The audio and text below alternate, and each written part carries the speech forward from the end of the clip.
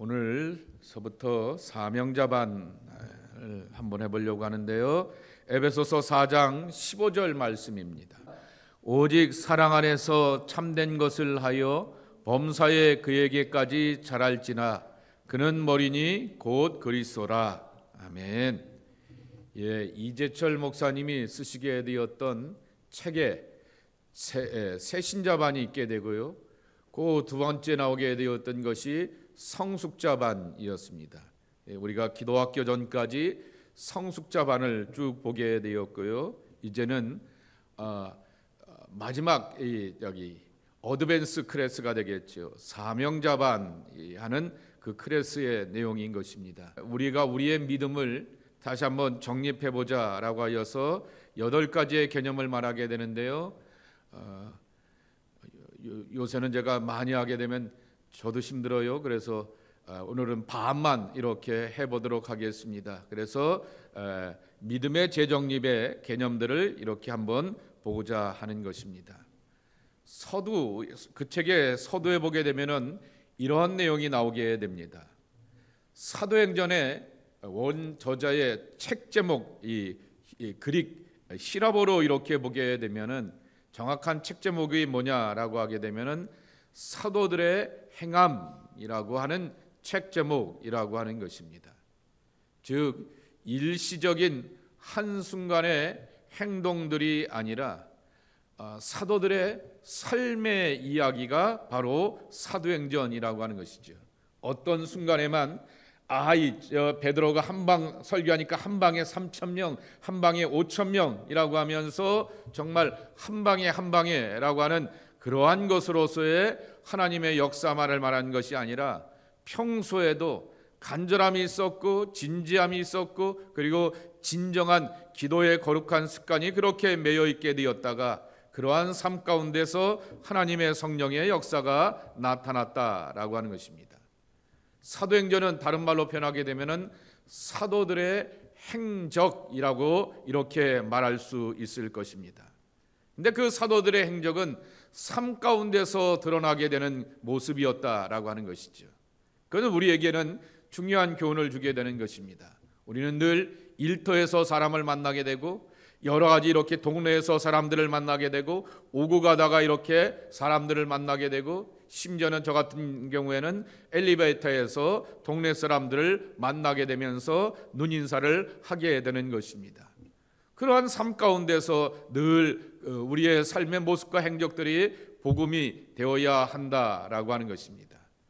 그래서 사도들은 기도하는데 예배당에서 기도하는데 자기들끼리 모였을 때 열심히 기도하는데 그러한 데에 있어서만 열심인 사람들이 아니라 삶의 전 영역 가운데서 하나님의 말씀 복음으로 살아오게 되었던 진정한 의미에서의 사명자의 삶을 살게 되었다라고 하는 것입니다.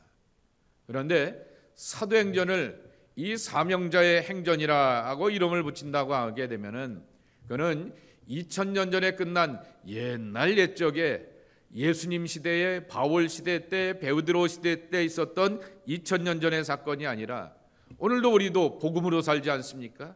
예수님이 오늘도 살아계시다라고 말씀하시고 그 복음이 나를 흠뻑 젖어들게 하며 삶의 변화를 주신다라고 하는 거죠.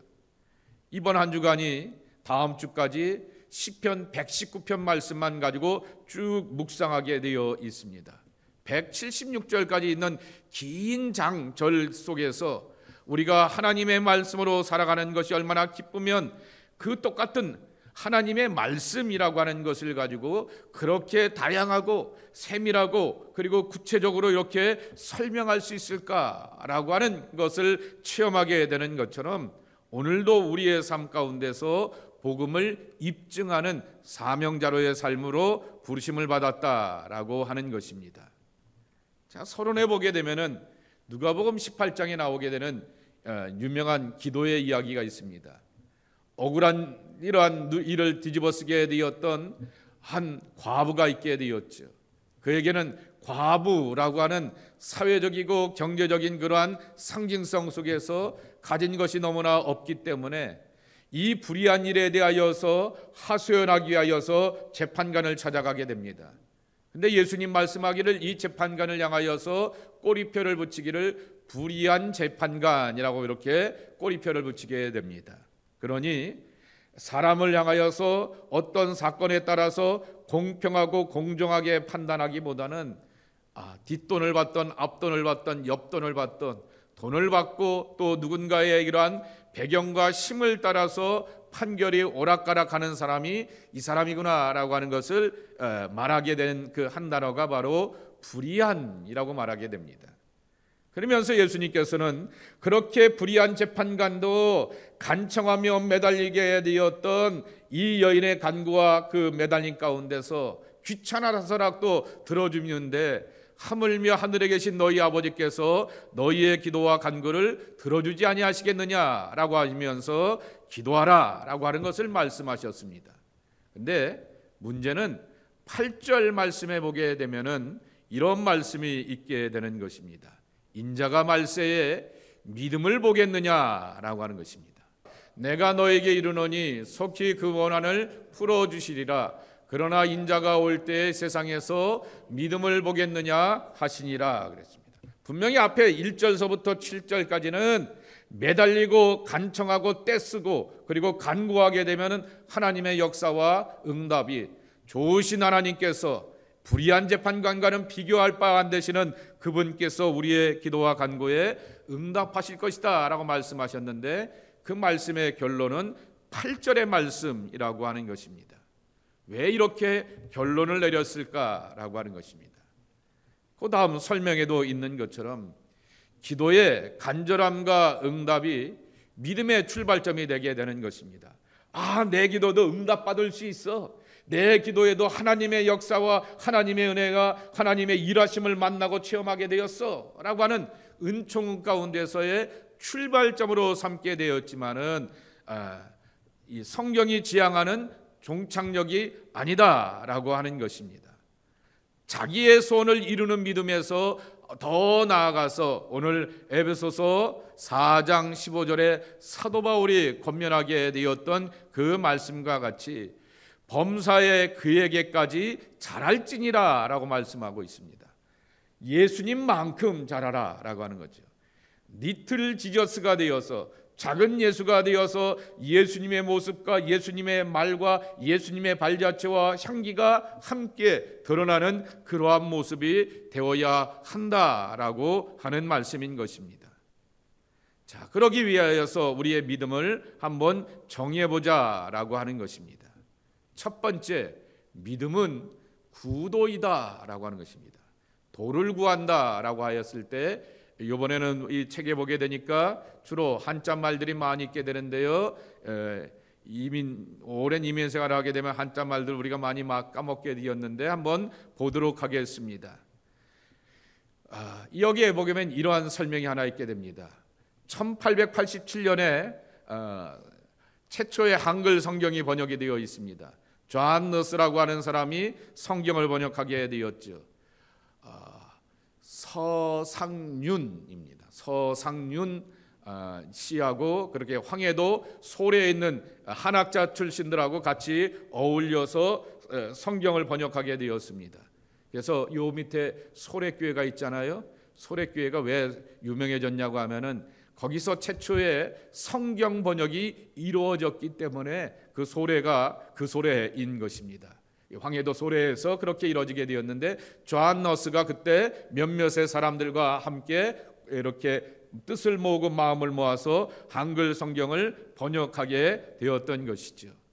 예수 선교 전서라고 하는 그러한 말로서 성경을 번역해 놓았는데 여기에 보면 요한복음 1장 1절과 1장 14절을 이렇게 번역해 놓았다라고 하는 것입니다. 우리 한번 태초에 말씀이 있으니라 라고 하는 것이 우리가 갖고 있는 성경인데 옛날 성경에는 뭐라고 번역해 놨는지 한번 읽어볼까요? 시작. 처음에 도가 있되 도가 하나님과 함께하니 도는 곧 하나님이라. 14절도 한번 읽겠습니다. 시작. 대저 도가 육신을 입어 넉넉히 은총과 진리로 우리 사이에 거하여 우리가 그 영화를 본 것이 아버지가 낳은 외아들의 영화와 같으니라 그랬습니다. 이 도라고 하는 말, 태초에 말씀이 계셨다라고 하는 말, 여러분이 잘 아시는 히라보 노고스라고 하는 말이죠. 근데 옛사람들은 이 성경을 말씀이라고 하는 말 대신에 도라고 하는 말로 표현하게 되었다라고 하는 거죠. 노고스라고 하는 것은 한마디로 표현하게 되면 원리와 원칙이라고 하는 거죠. 근본적인 것이라고 하는 것입니다.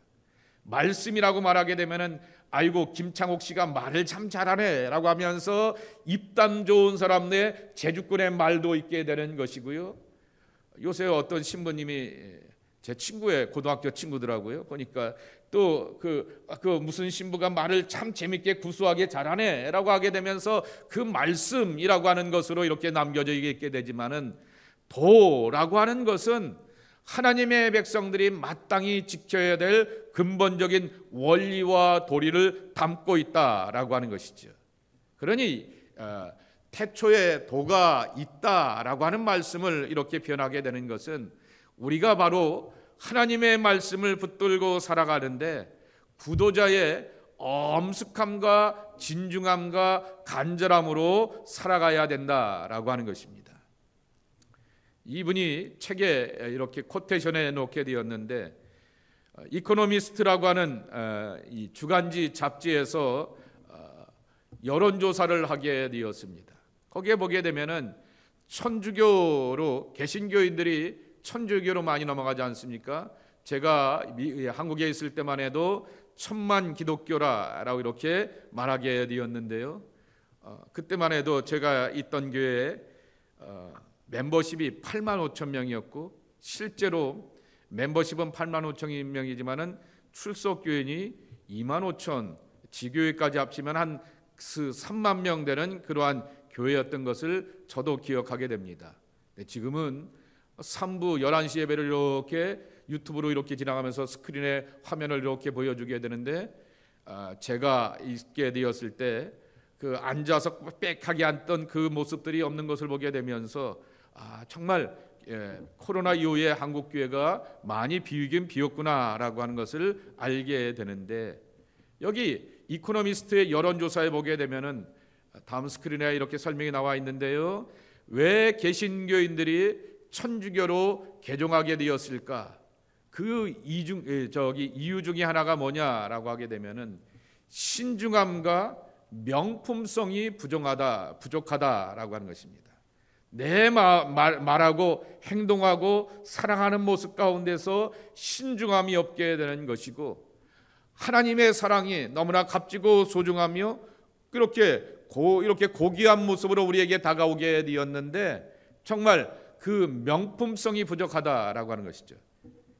초신자들의 보게 되었을 때 기독교라고 하는 하나의 상품을 보게 되었을 때 달라라마에서 사는 것이 아니라 그래도 백화점에서 살 수 있을 정도로 그러한 가치가 있고 소중히 여길 것이 있게 되어야 되는 우리의 신앙이 되어야 되는데 2불 3불이 되어서 하다가 나중에 또 사지라고 하는 그러한 개념 가운데서의 우리의 신앙의 가치가 되어버리게 되었다라고 하는 것입니다. 그러면 이분이 우리에게 권면하게 됩니다. 다음 스크린에 보게 되면은 이러한 권면이 있게 되는데요.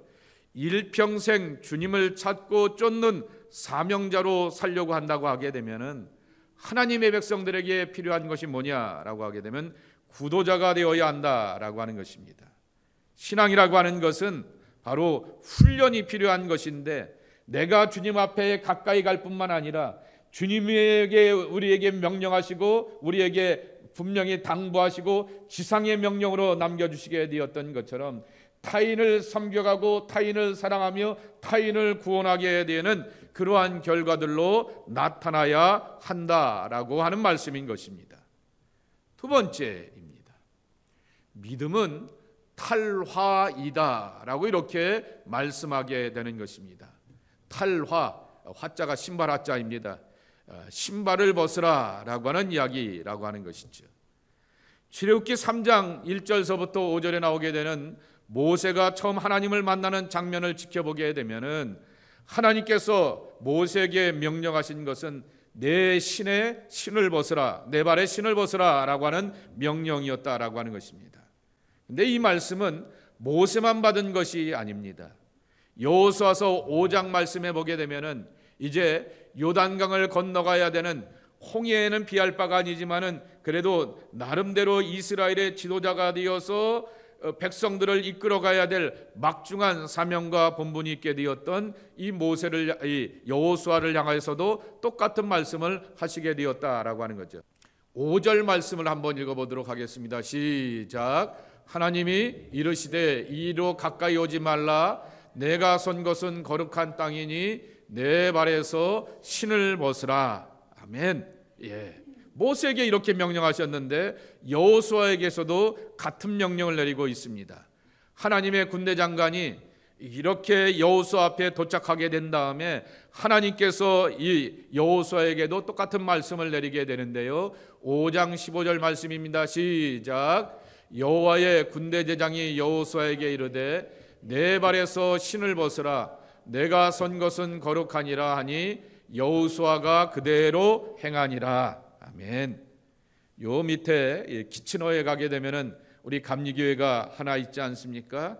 거기 있던 후배 목사님이 이제 한 2년 전에 돌아가시게 되었는데, 가시기 직전에 요번에 그 부인 되시는 전사님이 이제 다음 주에 목사 안수를 받아요. 그래서 감독님이 집례하고 저하고 감리사님이 꼭 이렇게 저쪽에서 양팔에다 꼭 팔을 끼고 체포당한 것처럼 이렇게 팔을 꼭 끼고 못 도망가게 가게 됩니다. 그러면서 머리에다가 이제 안수를 하게 되고, 감독님하고 또 이제 감독 회장님도 오시는 것 같아요. 그래서 네 분이서 이렇게 보좌를 안수를 하게 되는데, 남편이 이렇게 항암 치료를 하게 되니까 하고 싶은 거 다 해줬더라고요. 그래서 뭐 등산을 하고 싶다 그래서 옷을 이렇게 좋은 거 고가의 등산 옷을 이렇게 사줬어요. 그래서 저한테 고스란히 아키테렉스라고 하는 고가의 제품이 제게 와서 제가 입고 있게 됩니다. 그리고 신발을 이렇게 등산을 하나 사였는데 자기가 이제 더 이상 신발을 신을 일이 없게 되니까 이제 막 이렇게 증세가 심각하게 되니까 저한테 그 등산화를 이렇게 주게 되었습니다. 한 3-4번 신었다라고 말하게 되는데 이텔리째예요.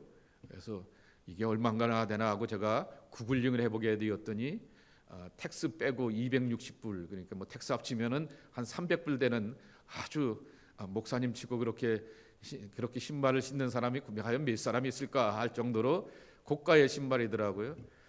그래서 두 번을 신었어요. 근데 저보다 사이즈가 한 사이즈에서 2사이즈가 작아서 신고 날 때마다 발이 아파요. 그래서 이거는 이제 못 신고, 그러게 해서 200 텍스 포함하면 300불짜리니까 중고시장에 당근마켓에다 내놓고 키즈에다 한번 내놓을까라고 하면서 한번 내놔봤어요. 근데 아무도 찾질 않더라고요. 붙들어 놔야겠다라고 싶어서 그냥 그 신발을 고스란히 저희 집 신발장에 이렇게 놓게 되었는데요. 좋은 거죠. 이태리제라고 하는 좋은 브랜드의 그러한 신발을 이렇게 그 친구 후배 목사님 때문에 이렇게 횡재를 하면서 신어보기도 하게 되었는데, 왜 하나님께서는 또 하나님의 군대 장관은 모세와 여호수아에게 겉옷을 벗으라라고 하는 것, 바디메오가 예수님 앞에 나올 때 겉옷을 벗고 나오지 않았습니까? 또 이스라엘 사람들이 활동하게 되었을 때 허리띠를 매라 이렇게 말씀하시게 되는데, 허리에 이렇게 띠를 매라고 하는 것으로 말씀하지 아니하시고 신발을 벗으라 말하게 되었을까라고 하는 것입니다. 사람 전체를 품고 기억나게 하는 것이 신발이다라고 하는 것입니다. 그러니까 다시 변하게 되면은 그 신발을 바라보게 되면은 웃돌이만 기억나면서 그 모습이 기억나는 것이 아니고, 그 바지를 보게 되면서 그 사람이 살아왔던 흔적이 기억나는 것도 있지만은, 바로 신발이라고 하는 것은 하나님 앞에서 전 존재를 일단 멈춰보고 비워보라라고 하는 것입니다. 그런데 이 멈춤이라고 하는 것이 우리에게는 휴식이 필요하지 않습니까? 휴식을 위한 멈춤이 아니라 비움을 위한 멈춤이 되어야 한다라고 하는 것입니다. 비울 때 하나님께서 채워주시는 거죠. 비울 때 이 젊은 지도자 여호수 풋내기 지도자가 엄청나게 많은 압박과 모세와 비교당하게 되는 엄청난 갈등을 경험하게 되었을 것인데 그 갈등을 이기고 극복하면서 감당할 수 있는 은혜를 누리지 않았겠냐라고 하는 것입니다. 모세는 다시금 하나님의 것들로 가득 채우게 되니 아이고 하나님 나는 혀가 둔해요. 말을 잘 못해요. 40년 동안 양이나 치면서 세계의 정세와 삶의 판도의 이야기를 이어가게 되고 사람들을 설득하고 이렇게 구변 있게 말하는 것들에 대하여서 다 잊어버리게 되었습니다 라고 말하게 되지만은 하나님이 그를 붙들어 주시게 되니 이 80대의 노인네가 위대한 지도자로서 이스라엘 백성들을 이끌어갈 수가 있게 되었다라고 하는 것입니다. 하나님으로 자기를 채워가는 그러한 전 존재의 변화, 그것을 종종 우리에게는 신발 벗음이 필요하다라고 하는 것입니다. 이 신발이 얼마나 좋은 건데요, 내가 갖고 있는 내 몸의 치장들이 얼마나 비싸고 귀하고 값지고 내가 어떤 사람인데요 라고 하는 그것으로 나가면은 하나님이 일하실 수가 없고, 바로 신발을 벗는 겸손함과 낮아짐으로 나갈 때 하나님의 은혜가 나를 채워가며 나를 변화시켜가며 나를 사용하신다라고 하는 것입니다. 마지막 세 번째로 믿음은 여백이다라고 이렇게 설명하게 되는 것입니다. 누가복음 24장에 보게 되면은 예수님의 무덤가를 향하여서 여인들이 올라가게 됩니다. 거기서 그들이 만나게 되었던 것은 텅 빈 무덤이었던 것이죠.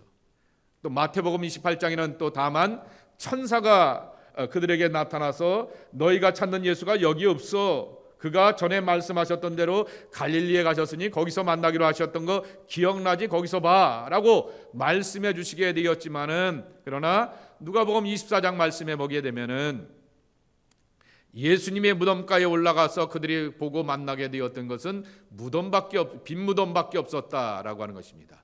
한번 읽어보겠습니다. 시작. 안식 후 첫날 새벽에 이 여자들이 그 준비한 향품을 가지고 무덤에 가서 돌이 무덤에서 굴려 옮겨진 것을 보고 들어가니 주 예수의 시체가 보이지 아니하더라 그랬습니다. 바로 빈 무덤이라고 하는 빈 공간이라고 하는 것이죠. 빈 공간이 허전하고 예수님 도대체 어디 간 거야 라고 하면서 낭망하게 하거나 주저앉게 하는 것이 아니다라고 하는 것입니다. 이 빈 무덤의 빈 공간이 부활의 생명이 되고 부활의 능력이 되고 부활의 생생한 산증거가 되면서 주님께서 우리 가운데서 일하실 수 있는 이제 주님의 시간이구나 라고 하는 놀라운 섭리의 공간으로 그들이 깨닫고 체험하게 되었다라고 하는 것입니다. 다시 표현하게 되면 믿음이란, 이 표현이 너무나 좋아서 우리 한번 차근차근 읽어봤으면 좋겠습니다. 시작. 믿음이란 부활하신 주님께서 나를 마음껏 가득 채워 가실 수 있도록 내어드리는 여백이 되어야 한다. 그때 주님께서는 상상할 수도 없는 주님의 섭리와 은혜로 채워주실 것이다. 아멘입니다. 내 고집이 나를 채워가고 있습니다. 내 경험이 나를 채워가고 있습니다. 내가 지금까지 해오게 되었던 내 신앙과 삶의 관록이 나를 채워놓고 있고 내 지혜가 나를 꽉 채우고 있게 되는데 어찌 그 가운데서 하나님의 일하심을 깨닫고 체험하며 맛볼 수 있느냐라고 하는 것이죠. 빈 무덤을 만들어 가야 한다라고 하는 것이죠. 그러면 빈 무덤은 생생한 증거이고 그 빈 무덤 속에서 하나님의 부활과 생명의 증거가 온 세상 사람들 가운데 증거가 되고 능력이 되어서 살아계심이 나타나게 되었듯이 나에게도 그와 같은 능력과 은총으로 함께 하신다라고 하는 것입니다. 제가 좋아하는 이중수라고 하는 장로교 목사님이 한 분 계신데요, 저 플로리다에서 목회를 하시고 그분이 쓰시게 되었던 책 가운데 하나가 엘리야에 관한 책인데요, 그 책 제목이 뭐냐라고 하게 되면은 여백의 하나님이라고 하는 것입니다. 하나님이 빈 공간, 엘리야라고 하는 한 존재의 삶 가운데 그가 이스라엘의 구약 성경에 나오는 모든 선지자 가운데서 가장 대표적인 카리스마틱한 하나님의 능력의 종이었지만은 그를 채워가게 되었던 것은 하나님이었고 하나님이 그 삶의 빈 공간들을 하나씩 채워가게 되었을 때 사람들 앞에서 엘리야는 카리스마틱한 하나님의 능력의 종이야 라고 하면서 기억나게 되었다라고 하는 것입니다. 바로 주님의 그 빈 무덤을 바라보게 되면서 주님, 내 삶에도 나의 삶의 빈 것들을 이렇게 하나님 앞에 올려드리게 되었을 때 한 구석 한 구석 채워가시면서 삶의 빈 노트를 채워가시는 하나님의 은총이 있기를 소망합니다 라고 하는 것이 우리의 믿음의 고백이 되어야 하겠습니다. 그러한 고백 가운데서 여러분의 삶을 알차게 멋들어지게 그럴듯하게 채워가시는 하나님의 은총을 맛보가는 하나님의 자녀들이 우리 모두가 되기를 예수님의 이름으로 간절히 축복합니다. 오늘 말씀 세 가지를 기억하면서 믿음은 도를 찾는 명품 신앙이 되어야 한다. 믿음은 하나님 앞에서 내 신발을 벗고 나의 존재를 다 드리는 시간이 되어야 한다. 그리고 믿음은 빈 공간 여백이 되어서 하나님으로 채워가는 멋진 그림이 되어야 한다라고 말씀해 주셨습니다. 이 세 가지의 교훈의 말씀을 기억하면서 내게 주셨던 말씀을 따라서 함께 기도하며 주님 앞에 나가는 이 시간 되었으면 좋겠습니다. 우리 주님 한번 불러가시며 간절한 마음으로 기도합니다. 우리 교회를 위해서도 함께 기도하면 좋겠습니다. 주님 앞에서 모든 믿음의 성도들을 자신의 신발을 벗고 자신의 전 존재를 주님 앞에 드릴 줄 아는 참 믿음의 사람이 되게 하여 주옵소서. 주님이 그려가시는 멋진 그림 앞에 자신을 비워드리고 내어드릴 수 있는 복된 백성들이 되게 하여 주옵소서.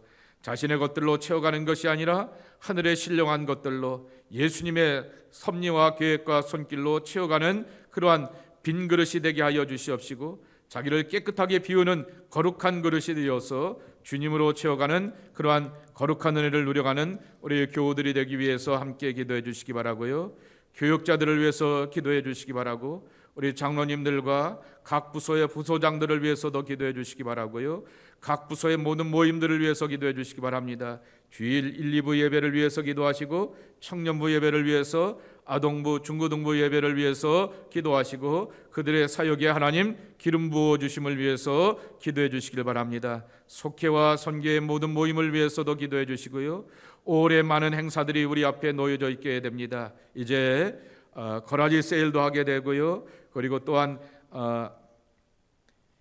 오늘 또 예배가 성인장애인 공동체 가서 예배도 드리게 되었고 또 이렇게 6월에 또 원주민 선교도 가야 되고요. 또 여러 가지 또 야외 예배도 드려야 되고요. 여러 가지 많은 일들이 있게 되는데 사역에 기름 부어 주셔서 하나님이 기뻐하시고 축복하시는 복된 사역들이 되게 하여 주옵소서. 위하여서 함께 기도하여 주시기 바라고요. 특별히 담임 목사의 건강을 위해서도 좀 기도 부탁드리게 됩니다. 함께 기도해 주셔서 힘있게 이 사역을 잘 감당할 수 있도록 낭망하거나 지치지 않도록 위해서 함께 간절한 마음으로 기도해 주셨으면 좋겠습니다. 합심하여서 주님의 몸된 교회를 위해서 기도하겠습니다. 우리 성도들의 일터를 위해서 기도해 주시고 사업장을 위해서 기도해 주시기 바랍니다.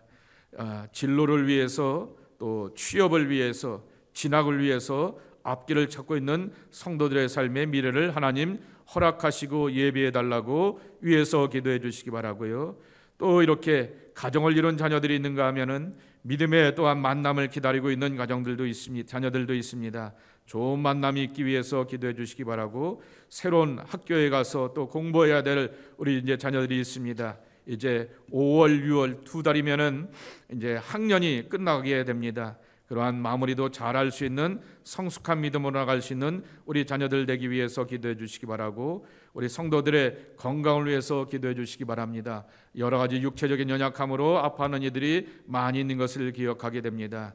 수요 중보기도회 때마다 저 스크린에 올라와 있는 이름이 20명이 넘습니다. 그렇지만 그 위에 미처 올리지 않고 제가 기억하고 있는 여러 이름들도 있는 것을 기억합니다. 하나님, 몸이 아프고 마음이 아프고 삶의 어려움 가운데서 하나님의 긍휼과 은혜와 회복을 기다리며 치료하신 하나님의 손길을 기다리고 있는 수많은 주의 종들의 손길에 하나님 친히 안수하여 주시옵시고 손잡아 주시고 등을 다독거려 주시어서 주의 은혜로 용기 얻고 회복되어서 승리하는 하나님의 귀한 지체들 되게 하여 주옵소서. 우리 간절한 마음으로 마지막으로 주님 한번 불러가시며 기도하시고 자유롭게 기도하고 돌아가시겠습니다.